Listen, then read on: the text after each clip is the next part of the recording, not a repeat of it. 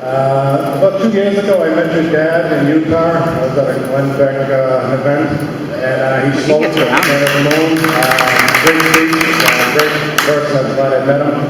I did meet him in the lobby at one point, and he told me one of his quests was to get the evangelical vote out. And ever since I met him, I've been wondering how he's been doing on that, so that's my question. Thank you. It's a great question. Thank you for the question. For many of you who have gotten to know my father, my father is my hero, and he has been my entire life.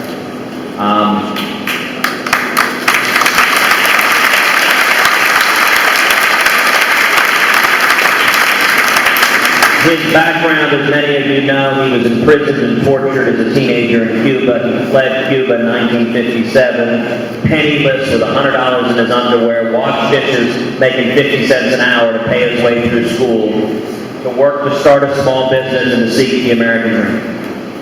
And today,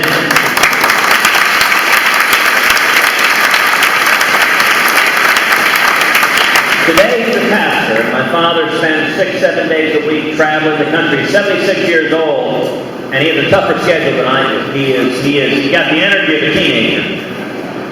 And in particular, he has a burden on his heart for pastors.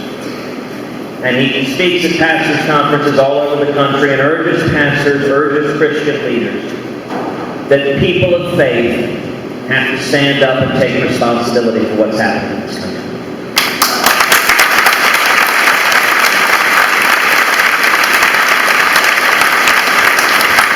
You know, there's a handful of Washington consultants that keep running national campaigns. And they keep losing. And they keep coming back to Republicans saying, let's make the exact same mistakes all over again. If you look at the numbers, if you look at the data, and you compare 2004, the last race we won nationally, to 2008 and 12, by far the biggest difference is the millions of conservatives who showed up in 04, who stayed home in 08, and stayed home in bigger numbers in 2012.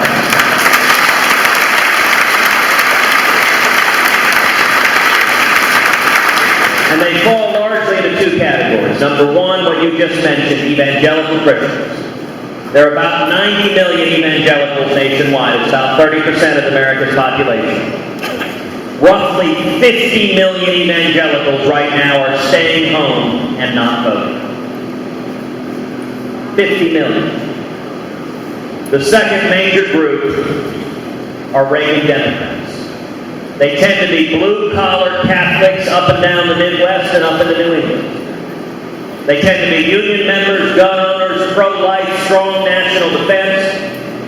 Awful lot of Reagan Democrats here in New Hampshire and even in Massachusetts. Ronald Reagan carried Massachusetts in 1984.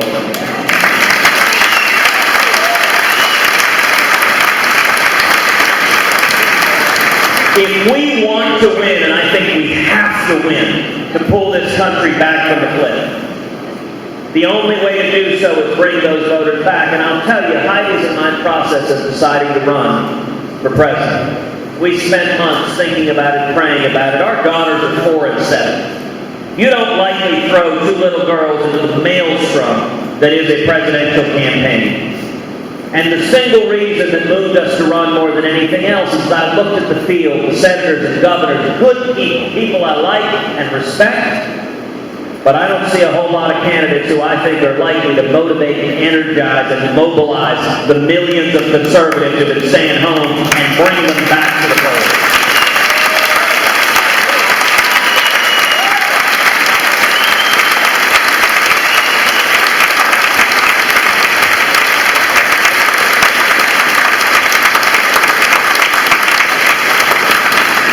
Okay, time is, we're really pressed for time. However, we got